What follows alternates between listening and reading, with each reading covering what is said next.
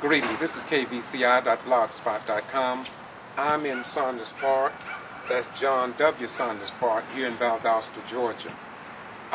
In coming to this park is like many other things in the city and in South Georgia in general. If we do not keep the historical archival record, the people who come after us will be lost forever, with a part of the history in South Georgia forever removed from the pages of history. Here is a monument or a capstone or a time capsule which reads, John W. Saunders was the first African-American extension agent in Lowndes County. He was extremely dedicated in serving youth and stressing the importance of education through a life of diligent service. He organized 4-H summer camps, provided leadership for the development of the historic Ham and Egg Show, and was instrumental in the creation of the J.L. Lomax Park. He served faithfully as a deacon at Macedonia First Baptist Church and continued to serve the Valdosta community beyond his retirement in 1975. Up until his death in 1987, Mr. Saunders truly exemplified his favorite scriptures. He who would be great among you, let him serve. Thank you.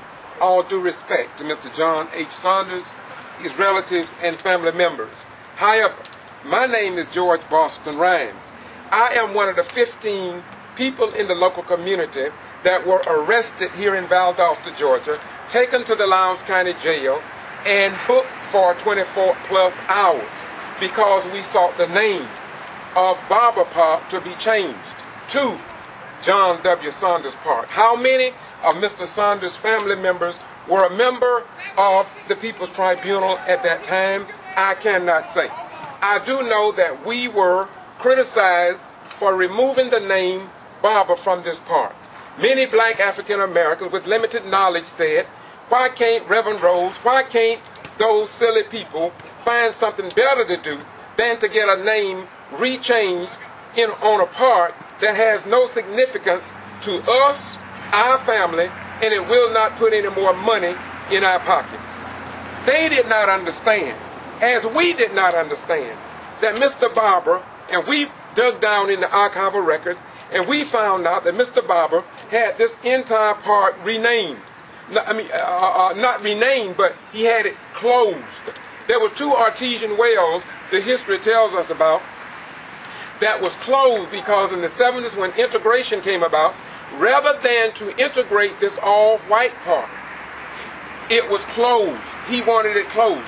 Furthermore, Mr. Barber, according to what I read in clippings from the newspaper that I received from the Woodrow Wilson Library, said that he would get in the black community, have black people to drink something they call the red soda to lighten them up a little.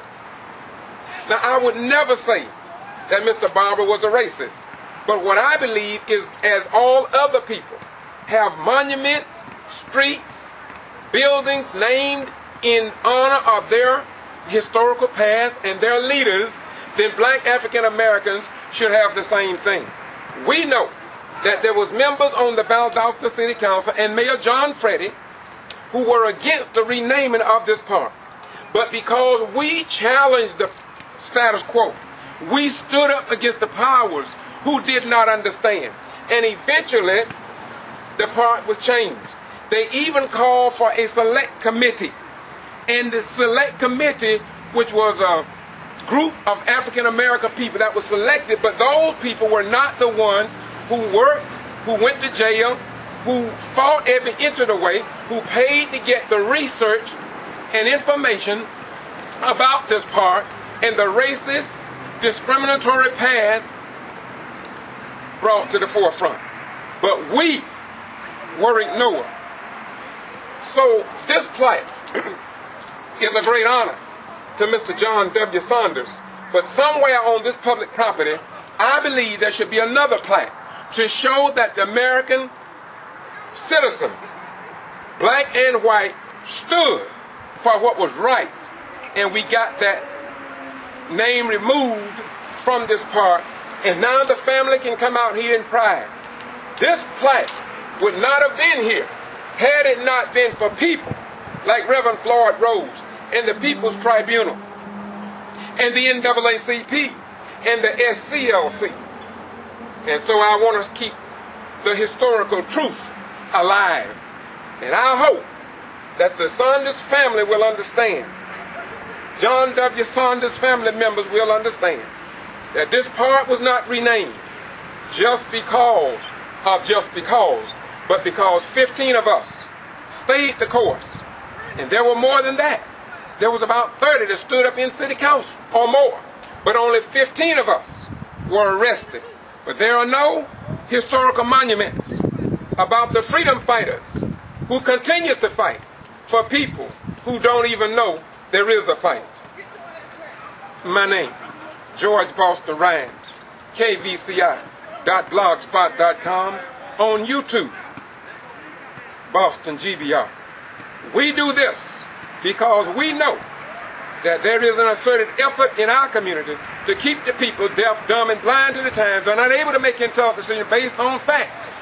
But I intend to let the people know that America's principles was upon freedom of speech and freedom of the press. And we must stand for those freedoms, or we just may lose them forever. The facts of reality is that 15 people went to jail to get this plaque that you're looking at here now. Otherwise, everything would have remained the same. There would not have been any pride from the John W. Saunders family if we had not stood up in the name of Jesus, Mohammed, and the son of Amram and G.B.R. Moses, and others who travel that great line of holy divine. I'm saying to you, stand up, and stand up on the side of truth and justice, because it's just the right thing to do. Bye-bye. We gone.